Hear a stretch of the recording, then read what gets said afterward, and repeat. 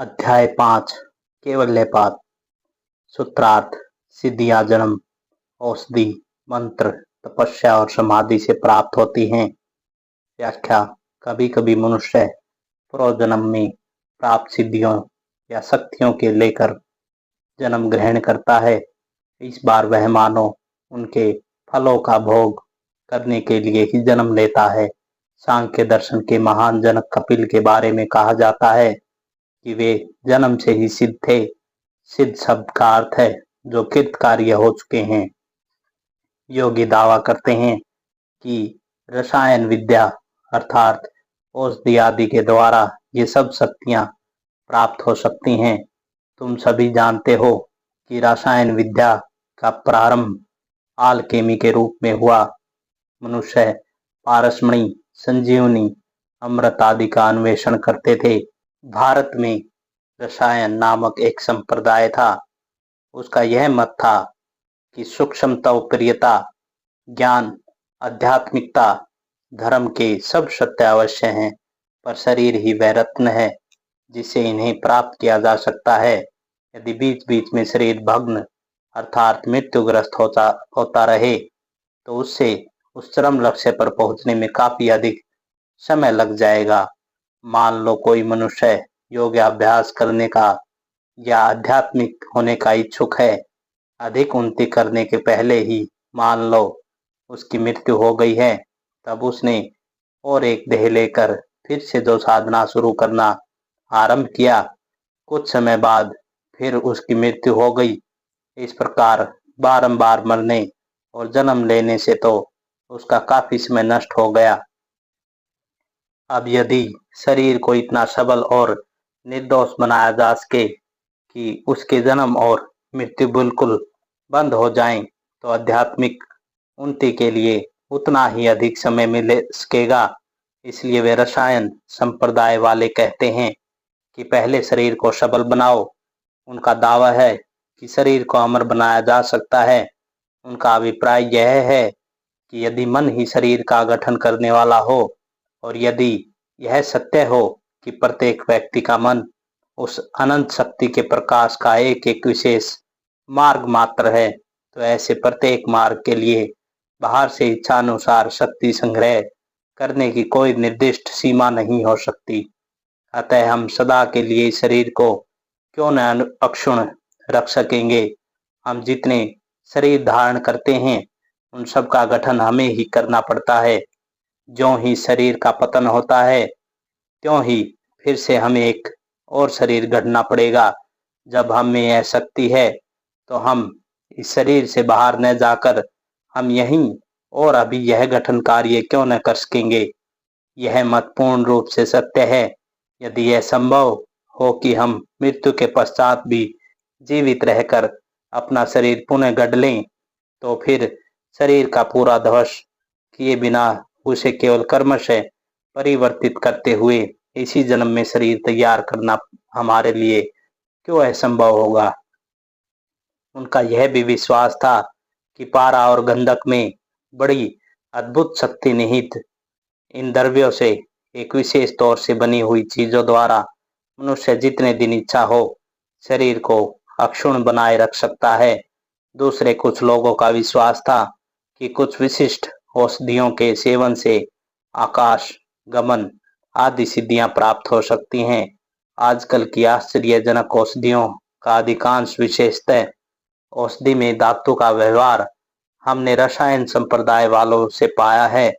योगियों के कोई कोई संप्रदाय कहते हैं कि हमारे बहुतेरे प्रधान गुरुगण अभी भी पुरानी देहों में विद्यमान हैं।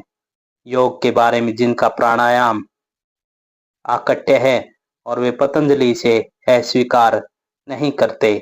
मंत्र शक्ति, मंत्र का अर्थ है कुछ पवित्र शब्द जिनका निर्दिष्ट नियम से उच्चारण करने पर ये अद्भुत शक्तियां प्राप्त होती हैं। हम दिन रात ऐसी अद्भुत घटनाओं के बीच रह रहे हैं कि हमें उनका कोई महत्व नहीं मालूम पड़ता। हम उन्हें साधारण समझते हैं। मनुष्य की शक्ति की, शब्द की शक्ति की और मन की शक्ति की कोई निर्दिष्ट सीमा नहीं है। तपस्या, तुम देखोगे कि है तब प्रत्येक धर्म में है। धर्म के इन सब अंगों के साधन में हिंदू सबसे बड़े चढ़े हैं। तुम ऐसे अनेक लोगों को पाओगे जो जीवन भर अपना हाथ ऊपर उठाए रखते हैं, यहाँ तक कि अंत में उनके हाथ सूख कर नष्ट हो जाते हैं। बहुत से लोग दिन रात खड़े ही रहते हैं और अंत में उनके पैर फूल जाते हैं और वे इतने कड़े हो जाते हैं कि फिर मोड़े नहीं जा सकते। जीवन भर उन्हें खड़ा ही रहना पड़ता है। मैंने एक समय ऊपर हाथ उठाए हुए एक व्यक्ति को देखा था। मैंने उससे पूछा, जब तुम पहले पहल इसका अभ्यास करते थे तब तुम्हें कैसा लगता था? उसने कहा, पहले पहल भयानक पीड़ा मालूम होती थी, इतनी कि मुझे नदी में जाकर पानी में डूबे रहना पड़ता था। उससे कुछ समय के लिए पीड़ा थोड़ी कम मालूम होती थी। 1 महीने बाद फिर कोई विशेष कष्ट नहीं हुआ। इस प्रकार के अभ्यास से सिद्धियां प्राप्त होती हैं। समाधि यही यथार्थ योग है। यही इस शास्त्र का मुख्य विषय है और यही सिद्धि का प्रधान साधन है। पहले दिन सबके बारे में कहा गया, वे गौण साधन मात्र हैं, उनके द्वारा वह परम पद प्राप्त नहीं होता। समाधि के द्वारा ही हम मानसिक, नैतिक या आध्यात्मिक जो कुछ चाहें सब प्राप्त कर सकते हैं। सूत्रार्थ। जात्यंतर परिणाम। एक जाति से दूसरी जाति में परिवर्तन प्रकृति के पूर्ण होने से होता है। व्याख्या। पतंजलि ने कहा है कि ये शक्तियां जन्म से प्राप्त होती हैं, कभी कभी वे औषधि विशेष से प्राप्त होती हैं, फिर तपस्या से भी उन्हें पाया जा सकता है। उन्होंने यह भी स्वीकार कर लिया है कि शरीर को जब तक इच्छा हो रखा जा सकता है। अभी वे यह बता रहे हैं कि शरीर के एक जाति से दूसरी जाति में परिणत होने का क्या कारण है। वे कहते हैं कि यह प्रकृति से पूर्ण होने से होता है। अगले सूत्र में इसकी व्याख्या करते हैं। सत और असत कर्म प्रकृति के परिणाम के प्रत्यक्ष कारण नहीं है, वरन वे उसकी बाधाओं को दूर कर देने वाले निमित्त मात्र हैं। जैसे किसान जब पानी के बहने में रुकावट डालने वाली मेड़ को तोड़ देता है तो पानी अपने स्वभाव से ही बह जाता है। व्याख्या। जब कोई किसान खेत में पानी सींचने की इच्छा करता है तो उसे अन्य किसी जगह से पानी लाने की आवश्यकता नहीं होती। खेत में समीपवर्ती जलाशय में पानी संचित है, बीच में बांध रहने के कारण पानी खेत में नहीं आ पा रहा। किसान उस बांध को खोल भर देता है और बस पानी गुरुत्वाकर्षण के नियमानुसार अपने आप खेत में बह जाता है। इसी प्रकार सभी व्यक्तियों में सब प्रकार की उन्नति और शक्ति पहले से ही निहित है। पूर्णता ही मनुष्य का स्वभाव है, केवल उसके द्वार बंद हैं, वह अपना यथार्थ रास्ता नहीं पा रही है। यदि कोई इस बाधा को दूर कर सके तो उसकी वह स्वाभाविक पूर्णता अपनी शक्ति के बल से अभिव्यक्त होगी ही, और तब मनुष्य अपने भीतर पहले से ही विद्यमान शक्तियों को प्राप्त कर लेता है। तब हम जिन्हें पापी कहते हैं वे भी साधु में परिणत हो जाते हैं। प्रकृति ही हमें पूर्णता की ओर ले जा रही है। कालांतर में वह सभी को वहां ले जाएगी। धार्मिक होने के लिए जो कुछ साधनाएं और प्रयत्न हैं वे सब केवल निषेधात्मक कार्य हैं। वे केवल बाधा को दूर कर देते हैं और इस प्रकार उस पूर्णता के द्वार खोल देते हैं जो हमारा जन्मसिद्ध अधिकार है, जो हमारा स्वभाव है। प्राचीन योगियों का विकासवाद आज आधुनिक विज्ञान के शोध से अपेक्षाकृत अच्छी तरह समझ में आ सकेगा। फिर भी योगियों की व्याख्या आधुनिक व्याख्या से कहीं श्रेष्ठ है। आधुनिक मत कहना है विकास के 2 कारण है, यौन निर्वाचन और बलिष्ठ अतिजीविता, पर ये 2 कारण पर्याप्त नहीं मालूम होते। मान लो मानवीय ज्ञान इतना उत्पन्न हो गया कि शरीर धारण तथा पति या पत्नी को प्राप्ति संबंधी प्रतियोगिता उठ गई, तब तो आधुनिक विज्ञानवेत्ताओं के मतानुसार मानवीय उन्नति प्रवाह रुद्ध हो जाएगा और जाति की मृत्यु हो जाएगी। फिर इस मत के फल स्वरूप के तो प्रत्येक अत्याचारी व्यक्ति अपने विवेक से छुटकारा पाने की एक युक्ति पा लेता है। ऐसे मनुष्यों की कमी नहीं जो दार्शनिक, नामधारी बन जितने भी दुष्ट और अनुपयुक्त मनुष्य हैं उन सबको मारकर मनुष्य जाति की रक्षा करना चाहते हैं। किंतु प्राचीन विकासवादी महापुरुष पतंजलि कहते हैं कि परिणाम या विकास का वास्तविक रहस्य है प्रत्येक व्यक्ति में जो पूर्णता पहले से ही निहित है उसी की अभिव्यक्ति या विकास मात्र। वे कहते हैं कि इस पूर्णता का अभिव्यक्ति में बाधा हो रही है। हमारे अंदर यह पूर्णता रूप अनंत जवार अपने को व्यक्त करने के लिए संघर्ष कर रहा है। ये संघर्ष और होड़ केवल हमारे अज्ञान के फल हैं। ये इसलिए होते हैं कि हम नहीं जानते कि यह दरवाजा कैसे खोला जाए और पानी भीतर कैसे लाया जाए। हमारे पीछे जो अनंत जवार है वह अपने को व्यक्त करेगा ही, वही समस्त अभिव्यक्ति का कारण है। केवल जीवन धारण या इंद्रिय सुखों को चरितार्थ करने की चेष्टा इस अभिव्यक्ति का कारण नहीं है। ये सब संघर्ष तो वास्तव में ही अक्षणिक हैं, अनावश्यक हैं, बाह्य व्यापार मात्र हैं। ये सब अज्ञान से पैदा हुए हैं। सारी होड़ बंद हो जाने पर भी जब तक हम में से प्रत्येक व्यक्ति पूर्ण नहीं हो जाता तब तक हमारे भीतर निहित यह पूर्ण स्वभाव हमें कर्मशः उन्नति की ओर अग्रसर कराता रहेगा। अतः यह विश्वास करने का कोई कारण नहीं कि होड़ या प्रतियोगिता मनुष्य के लिए आवश्यक है। पशु के भीतर मनुष्य अव्यक्त रूप से निहित है। जो ही द्वार खोल दिए जाता है अर्थात जो ही बाधा हट जाती है त्यों ही वह मनुष्य व्यक्त हो जाता है। इसी प्रकार मनुष्य भी देवता व्यक्त रूप से विद्यमान है, केवल अज्ञान का आवरण उसे व्यक्त नहीं होने देता।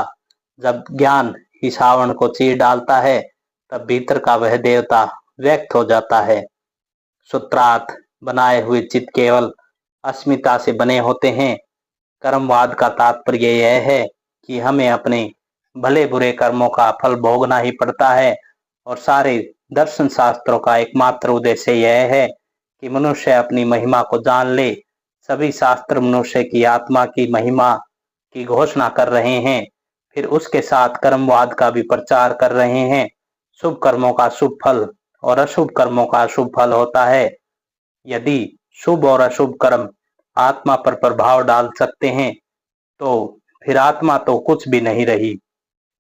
वास्तव में अशुभ कर्म तो पुरुष के अपने स्वरूप की अभिव्यक्त में बाधा भर डालते हैं और शुभ कर्म उन बाधाओं को दूर कर देते हैं। तभी पुरुष की महिमा प्रकट होती है। स्वयं पुरुष में कभी परिवर्तन नहीं होता। तुम चाहे जो करो, तुम्हारी महिमा को, तुम्हारे अपने स्वरूप को कुछ भी नष्ट नहीं कर सकता, क्योंकि कोई भी वस्तु आत्मा पर प्रभाव नहीं डाल सकती। उसमें आत्मा पर मानो एक आवरण भर पड़ जाता है जिसमें आत्मा की पूर्णता ढक जाती है। योगी जल्दी जल्दी कर्म का अक्षय कर डालने के लिए काव्य बहु का सर्जन करते हैं और फिर बाद में सब शरीरों के लिए अपनी अस्मिता का अहम तत्व से बहुत से चित्तों की सृष्टि करते हैं। इन निर्मित चित्तों को मूल चित्त से उनका भेद स्पष्ट करने के लिए निर्माण चित्त कहते हैं।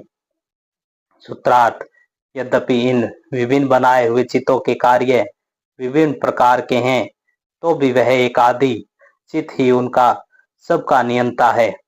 व्याख्या ये अलग अलग चित्त जो अलग अलग देहों में कार्य करते हैं निर्माण चित्त कहलाते हैं और इन निर्मित शरीरों को निर्माण देह कहते हैं। भूत और मन मानो दो अनंत भंडार के समान है। योगी होने पर ही तुम उन पर अधिकार प्राप्त करते का रहस्य जान सकोगे। तुम्हें तो वह सदैव विदित था, पर तुम जो उसे भूल गए हो। तुम जब योगी हो जाओगे तो वह फिर से तुम्हारी स्मृति में आ जाएगा। तब तुम उसे लेकर जो इच्छा हो वही कर सकोगे। जिस उपादान में इस ब्रह्मांड की उत्पत्ति होती है वह निर्माचित भी उसी उपादान से निर्मित होता है। मन और भूत आपस में एक दूसरे से बिल्कुल भिन्न पदार्थ नहीं है, वे तो एक ही पदार्थ की दो विभिन्न अवस्थाएं मात्र हैं। असीमता ही उपादान वह सूक्ष्म वस्तु है जिससे योगी के ये निर्माण चित्त और निर्माण देह तैयार होते हैं। अतएव योगी अब प्रकृति की इन शक्तियों का रहस्य जान लेते हैं, तब वे अस्मिता नामक पदार्थ से जितनी इच्छा हो उतने मन और शरीर निर्माण कर सकते हैं। सूत्रार्थ, उन विभिन्न चित्तों में से जो चित्त समाधि द्वारा उत्पन्न होता है वह वासना शून्य होता है। व्याख्या, विभिन्न व्यक्तियों से हम जो विभिन्न प्रकार के मन देखते हैं उनमें वही मन सबसे ऊंचा है जिसे समाधि अवस्था प्राप्त हुई है। जो व्यक्ति औषधि, मंत्र या तपस्या के बल से कुछ शक्तियां प्राप्त कर लेता है उसकी वासनाएं बनी ही रहती हैं, पर जो व्यक्ति योग के द्वारा समाधि प्राप्त कर लेता है केवल वही समस्त वासनाओं से मुक्त होता है। सूत्रार्थ, योगियों के कर्म शुल्क भी नहीं और कृष्ण भी नहीं। दूसरे के कर्म तीन प्रकार के होते हैं, शुक्ल, कृष्ण और मिश्र। व्याख्या, जब योगी इस प्रकार की पूर्णता प्राप्त कर लेते हैं तब उनके कार्य और उन कार्यों के फल उन्हें फिर बांध नहीं सकते, क्योंकि उनमें वासना का संसर्ग नहीं रह जाता। ये केवल कर्म किए जाते हैं, वे दूसरों के हित के लिए काम करते हैं, दूसरों का उपकार करते हैं, किंतु वे उसके फल की चाह नहीं रखते। अतः वह उनके पास नहीं आता। पर साधारण मनुष्य के लिए जिन्हें यह सर्वोच्च अवस्था प्राप्त नहीं हुई है, कर्म त्रिविध होते हैं, कृष्ण पाप क्रम, शुक्ल पुण्य क्रम और मिश्र पाप और पुण्य मिले हुए। इन त्रिविध कर्मों के प्रत्येक अवस्था में वे ही समानताएं, वे ही वासनाएं प्रकट होती हैं जो केवल उस अवस्था में प्रकट होने के योग्य हैं। अन्य सब उस समय के लिए सीमित रूप से रहती हैं। व्याख्या, मान लो मैंने पाप, पुण्य और मिश्रित ये तीन प्रकार के कर्म किए, उसके बाद मान लो मेरी मृत्यु हो गई और मैं स्वर्ग में देवता हो गया।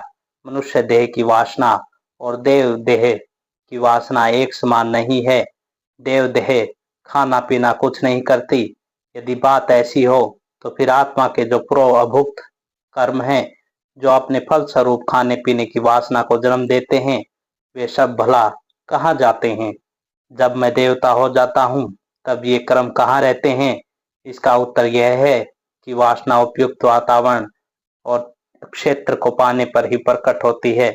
जिस समय जिन वासनाओं के प्रकट होने के उपयुक्त वातावरण वहां आता है, उस समय केवल वे ही प्रकट होंगी, से सब संचित रहेंगी। इस जीवन में हमारी बहुत सी देवोचित वासनाएं हैं, बहुत सी मनुष्योचित और बहुत सी पाश्विक।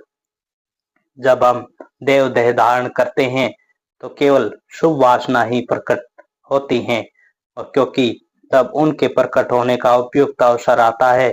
जब हम पशु देह धारण करते हैं तो केवल पाश्विक वासना ही ऊपर आती हैं और शुभ वासनाएं बाट देखती रहती हैं। इससे क्या पता चलता है? यही कि वातावरण की सहायता से हम इस वासनाओं का दमन कर सकते हैं। जो कर्म उस वातावरण के उपयुक्त और अनुकूल है, केवल वे ही प्रकट होंगे। इससे यह स्पष्ट रूप से प्रमाणित होता है कि वातावरण की शक्ति स्वयं कर्म का भी दमन कर सकती है। सूत्रार्थ, स्मृति और संस्कार एक रूप होने के कारण जाति, देश और काल का व्यवधान कर रहने भी पर भी वासनाओं का आनंतरय रहता है, अर्थात उनमें व्यवधान नहीं होता। व्याख्या, समस्त अनुभूतियां सूक्ष्म आकार धारण कर संस्कार के रूप में परिणत हो जाती हैं। जब वे संस्कार फिर से जागृत होते हैं तब उसी को स्मृति कहते हैं।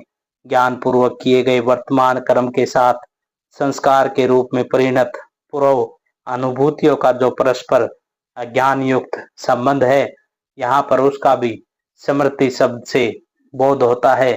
प्रत्येक देह में वही संस्कार समष्टि कर्म का कारण होती है जो उसी जाति के देह से प्राप्त हुई है।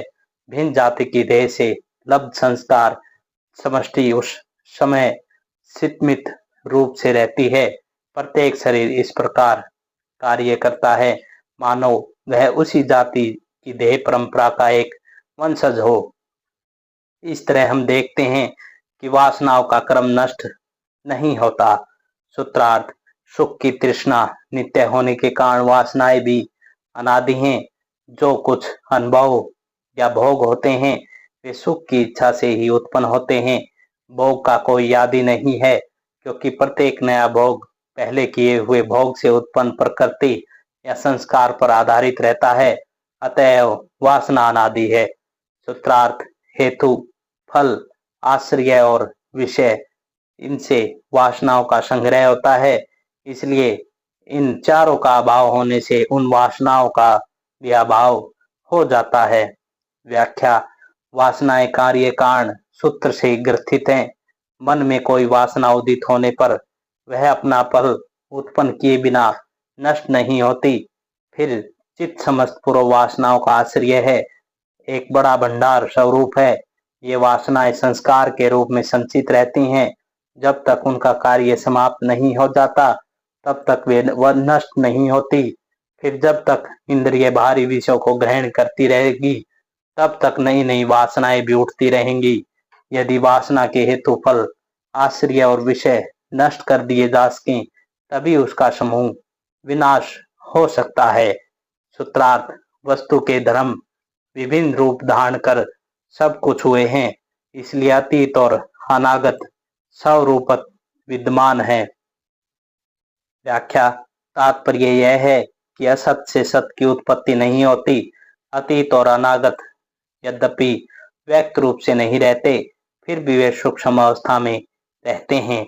वे धर्म कभी व्यक्त अवस्था में रहते हैं, फिर कभी सूक्ष्म अवस्था में चले जाते हैं, और गुण ही उनकी आत्मा अर्थात स्वरूप है। व्याख्या, गुण का तात्पर्य है सत्व, रज और तम। ये तीन पदार्थ उनकी स्थूल अवस्था ही यह परिदृश्यमान जगत है। भूत और भविष्य, इन तीनों गुणों की अभिव्यक्ति ही विभिन्न प्रणाली से उत्पन्न होते हैं। त्रार्थ, परिणाम में एक तो रहने के कारण वस्तु वास्तव में एक है। व्याख्या, यद्यपि वस्तुएं तीन हैं अर्थात सत्व, रज और तम, फिर भी उनके परिणामों में एक पारस्परिक संबंध रहने के कारण सभी वस्तुओं में एकता है, ऐसा समझना चाहिए। सूत्रार्थ, वस्तु के एक होने पर भी चित्त भिन्न भिन्न होने के कारण विभिन्न प्रकार की वासनाएं और अनुभूतियां होती हैं। व्याख्या, तात्पर्य यह है कि मन से समतंत्र बाह्य जगत का अस्तित्व है। यहाँ पर बौद्धों के विज्ञानवाद का खंडन किया जा रहा है। क्योंकि भिन्न भिन्न लोग एक ही वस्तु को विभिन्न रूप से देखते हैं, इसलिए वह किसी भी व्यक्ति विशेष की कल्पना मात्र नहीं हो सकती। सूत्रार्थ, चित्त में वस्तु के प्रतिबिंब पड़ने की अपेक्षा रहने के कारण वस्तु कभी ज्ञात और कभी अज्ञात होती है। सूत्रार्थ, चित्तवृत्तियां सदा ज्ञात रहती हैं, क्योंकि उस चित्त का स्वामी पुरुष अपरिणामी है। व्याख्या, अब तक जिस सिद्धांत की बात कही गई है उसका सारांश यह है कि जगत मनोमय और भौतिक इन दो प्रकार का है। ये मनोमय और भौतिक जगत सत परिवर्तनशील है। यह पुस्तक क्या है? यह नित्य परिवर्तनशील कुछ परमाणुओं की समष्टि मात्र है। कुछ परमाणु बाहर जा रहे हैं, कुछ भीतर आ रहे हैं। यह बस एक भंवर के समान है। पर प्रश्न यह है कि ऐसा होने पर फिर एक तो बोध कैसे हो रहा है? यह पुस्तक सर्वदा एक ही रूप में कैसे दिखती है? कारण यह है कि ये सब परिणाम लयबद्ध रूप से हो रहे हैं। वे मेरे मन में लयबद्ध रूप से अनुभव प्रवाह भेज रहे हैं, और यद्यपि उनके विभिन्न अंश सत परिवर्तनशील हैं तो भी वे एकत्र होकर एक अविच्छिन्न चित्र का ज्ञान उत्पन्न कर रहे हैं। मन स्वयं सत परिवर्तनशील है, और मन और शरीर मानव विभिन्न मात्रा में गतिशील हैं। एक ही पदार्थ के दो स्तर मात्र हैं, तुलना में एक धीमी और दूसरी द्रुतर होने के कारण हम उन दोनों गतियों को सहज ही पृथक कर सकते हैं। जैसे एक रेल चल रही है और एक गाड़ी उसके पास से जा रही है, कुछ परिणाम में इन दोनों ही गतियां निर्णित हो सकती हैं, किंतु तो भी दूसरे एक पदार्थ की आवश्यकता है। एक निश्चल वस्तु रहने पर ही गति का अनुभव किया जा सकता है, पर जहाँ दो तीन वस्तुएं विभिन्न मात्रा में गतिशील हैं, वहाँ हमें पहले सबसे जोर से चलने वाली वस्तु का अनुभव होता है और फिर उससे धीरे चलने वाली वस्तुओं का। अब प्रश्न यह है कि मन कैसे अनुभव करे? वह तो हमेशा गतिशील है, अतः दूसरी एक वस्तु का रहना आवश्यक है जो अपेक्षाकृत धीमे रूप से गतिशील हो। उसके बाद उसकी अपेक्षा धीमी गतिशील वस्तु चाहिए, फिर उसकी भी अपेक्षा धीमी। इस प्रकार चलते चलते तो इसका कहीं अंत न होगा। अतः युक्ति हमें किसी एक स्थान में रुक जाने के लिए बाध्य करती है। किसी अपरिवर्तनशील वस्तु को जानकर हमें इस अंत श्रृंखला की समाप्ति करनी ही पड़ेगी। इस कभी समाप्त न होने वाली गति श्रृंखला के पीछे अपरिणामी असंग शुद्ध स्वरूप पुरुष विद्यमान है। जिस प्रकार मैजिक लैंटर्न से आलोक की किरणें आकर सफेद कपड़े पर प्रतिबिंबित हो उस पर सैकड़ों चित्र उत्पन्न करती है, पर किसी तरह उन्हें कलंकित नहीं कर पाती, ठीक उसी प्रकार विषयानुभूति से उत्पन्न संस्कार पुरुष में प्रतिबिंबित मात्र होते हैं। चित्तदृश्य होने के कारण स्व प्रकाश नहीं है। प्रकृति में सर्वत्र महाशक्ति की अभिव्यक्ति देखी जाती है, किंतु वह स्व प्रकाश नहीं है, स्वभाव से चैतन्य स्वरूप नहीं है। केवल पुरुष ही स्व प्रकाश है। उसके प्रकाश से ही प्रत्येक वस्तु उद्भासित हो रही है। उसी की शक्ति समय समस्त जड़ पदार्थ और शक्ति के माध्यम से प्रकाशित हो रही है। एक ही समय में दो वस्तुओं को समझ न सकने के कारण चित्त स्व प्रकाश नहीं है। यदि चित्त स्व प्रकाश होता तो वह एक साथ ही अपना तथा अपने विषयों का अनुभव कर पाता, किंतु ऐसा नहीं होता। चित्त जब किसी वस्तु में तल्लीन रहता है तो यह अपने संबंध में कुछ चिंतन नहीं कर सकता। अतः मन स्व प्रकाश नहीं है, केवल पुरुष ही स्व प्रकाश है। सूत्रार्थ: एक चित्त को दूसरे चित्त का दृश्य मान लेने पर वह दूसरा चित्त फिर तीसरे चित्त का दृश्य होगा। इस प्रकार अनवस्था प्राप्त होगी और समृद्धि का भी सम्मिश्रण हो जाएगा। व्याख्या: मान लो एक दूसरा चित्त है जो इस पहले चित्त का अनुभव करता है, तब तो एक ऐसे तीसरे चित्त की आवश्यकता न होगी जो उस दूसरे चित्त का अनुभव करे। अतएव इस प्रकार इसका कहीं अंत न होगा। इससे समृद्धि की भी गड़बड़ी उपस्थित हो जाएगी, क्योंकि जब समृद्धि की कोई निर्दिष्ट भंडार नहीं रह जाएगा। सूत्रार्थ: जब चित्त अपरिणामी है, चित्त जब उसका आकार धारण करता है तब वह ज्ञान में हो जाता है। व्याख्या: ज्ञान पुरुष का गुण नहीं है। यह हमें स्पष्ट रूप से समझा देने के लिए पतंजलि ने यह बात कही है। चित्त जब पुरुष के पास आता है तब पुरुष मानो उसमें प्रतिबिंबित होता है और उस समय के लिए चित्त ज्ञानवान हो जाता है। तब ऐसा प्रतीत होता है मानो वही स्वयं पुरुष हो। सूत्रार्थ: चित्त जब दृष्टा और दृश्य इन दोनों से रंग जाता है तब वह सब कुछ समझने के लिए समर्थ होता है। व्याख्या: एक और दृश्य अर्थात बाह्य जगत चित्त में प्रतिबिंबित हो रहा है और दूसरी ओर दृष्टा अर्थात पुरुष में प्रतिबिंबित हो रहा है। इसी से उसमें सब प्रकार के ज्ञान को प्राप्त करने की शक्ति आती है। सूत्रार्थ: वह असंख्य वासनाओं से चित्रित होने पर भी दूसरे के लिए है, क्योंकि यह संहत्यकारी संयुक्त होकर कार्य करने वाला है। व्याख्या: यह चित्त नाना प्रकार के पदार्थों की समष्टि स्वरूप है, अतः वह अपने लिए काम नहीं कर सकता। इस संसार में जितने सहन या मिश्र पदार्थ हैं, सभी का प्रयोजन किसी अन्य वस्तु से है, ऐसे किसी तीसरी वस्तु से जिसके लिए वे पदार्थ इस तरह से सहनत या मिश्रित हुए हैं। अतः यह चित्त रूपी सहनत या मिश्रण केवल पुरुष के लिए है। सूत्रार्थ: विशेषदर्शी अर्थात विवेक पुरुष के चित्त में आत्म भाव नहीं रह जाता। व्याख्या: विवेक बल से योगी जान लेते हैं कि पुरुष चित्त नहीं है, उस समय चित्त विवेक प्रवण होकर कैवल्य के पूर्ण लक्षण को प्राप्त करता है। इस प्रकार योगाभ्यास से विवेक शक्ति रूपी दृष्टि की शुद्धता प्राप्त होती है। हमारी आंखों के सामने आवरण हट जाता है और तब हम वस्तु के यथार्थ स्वरूप की उपलब्धि करते हैं। हम तब जान लेते हैं कि प्रकृति एक यौगिक पदार्थ है और उसके यह सारे दृश्य केवल साक्षी स्वरूप पुरुष के लिए। तब हम जान लेते हैं कि प्रकृति ईश्वर नहीं है। इस प्रकृति की सारी सहंति, सारे संयोग केवल हमारे हृदय सिंहासन में विराजमान राजा पुरुष को यह सब दृश्य दिखाने के लिए हैं।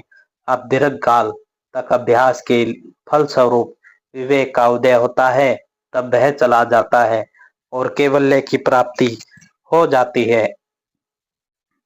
उनके विघ्न स्वरूप बीच बीच में जो विचार उत्पन्न होते हैं वे संस्कारों से आते हैं। हमें सुखी करने के लिए कोई बाहरी वस्तु आवश्यक नहीं है। ऐसा विश्वास पैदा करने वाले जो सब भाव हमें उठते हैं वे सिद्धि लाभ में बाधक हैं। पुरुष स्वभाव से सुख स्वरूप और आनंद स्वरूप हैं, पर यह ज्ञान पूर्व संस्कारों से ढका हुआ है। इन सब संस्कारों का अक्षय होना आवश्यक है। जिन उपायों से क्लेश के नाश की बात कही गई है, इनको भी ठीक उन्हीं उपायों से नष्ट करना होगा। सूत्रार्थ, तत्वों के विवेक ज्ञान से उत्पन्न ऐश्वर्य में भी जिनका वैराग्य हो जाता है, उनका विवेक ज्ञान सर्वथा प्रकाशमान रहने के कारण उन्हें धर्म में समाधि प्राप्त हो जाती है। जब योगी इस विवेक ज्ञान को प्राप्त कर लेते हैं, तब उनके पास पूर्व अध्याय में बतलाई गई सिद्धियां आती हैं, पर सच्चे योगी इन सब का परित्याग कर देते हैं। उनके पास धर्म मेघ नामक एक विशेष प्रकार का ज्ञान, एक विशेष प्रकार का आलोक आता है। इतिहास ने संसार के जिन सब महान धर्मचारियों का वर्णन किया है, उन सभी को धर्म में एक समाधि हुई थी। उन्होंने ज्ञान का मूल स्रोत अपने भीतर ही पाया था। सत्य उनके निकट अत्यंत स्पष्ट रूप से प्रकाशित हुआ था। पूर्वोक्त सिद्धियों की आसरता को छोड़ देने के कारण शांति, समता और पूर्ण पवित्रता उनका ही स्वभाव बन गई है। सूत्रार्थ, उसमें कलेश और कर्मों की सर्वथा नाश हो जाता है। व्याख्या, जब यह धर्म में समाधि प्राप्त होती है, तब पतन की आशंका फिर नहीं रह जाती। तब योगी को कुछ भी नीचे नहीं खींच सकता। तब उनके लिए न कोई बुराई रह जाती, न कोई कष्ट। सूत्रार्थ, उस समय ज्ञान सब प्रकार के आवरण को अशुद्धि से रहित होने के कारण अनंत हो जाता है और अतः ज्ञेय अल्प हो जाता है। व्याख्या, ज्ञान तो भीतर में ही है, केवल उसका आवरण पता चल जाता है। किसी बौद्ध शास्त्र ने बुद्ध शब्द की परिभाषा दी है, अनंत आकाश के समान अनंत ज्ञान। ईसा इस अवस्था की प्राप्ति कर क्राइस्ट हो गए थे। तुम सभी उस अवस्था की प्राप्ति करोगे, तब ज्ञान अनंत हो जाएगा, अतः ज्ञेय अल्प हो जाएगा। तब यह सारा जगत इस सब प्रकार की ज्ञेय वस्तुओं के साथ पुरुष के समक्ष शून्य रूप से प्रतिभासित होगा। साधारण मनुष्य अपने को अत्यंत क्षुद्र समझ सकता है, क्योंकि उसका ज्ञेय वस्तु अनंत प्रतीत होती है। सूत्रार्थ, जब गुणों का काम समाप्त हो जाता है, तब गुणों के जो विभिन्न परिणाम हैं वे भी समाप्त हो जाते हैं। व्याख्या, इन गुणों के ये सब विभिन्न परिणाम बिल्कुल समाप्त हो जाते हैं। सूत्रार्थ, जो परिणाम प्रत्येक क्षण से संबंधी है और जो दूसरे छोर में अर्थात एक परिणाम परंपरा के अंत में समझ में आते हैं, वे कर्म हैं। पतंजलि ने यहाँ कर्म के शब्द की परिभाषा दी है। कर्म शब्द से उन परिणामों का बोध होता है जो प्रत्येक क्षण के संबंधित हैं। मैं सोच रहा हूँ कि इसमें कितने क्षण चले गए हैं।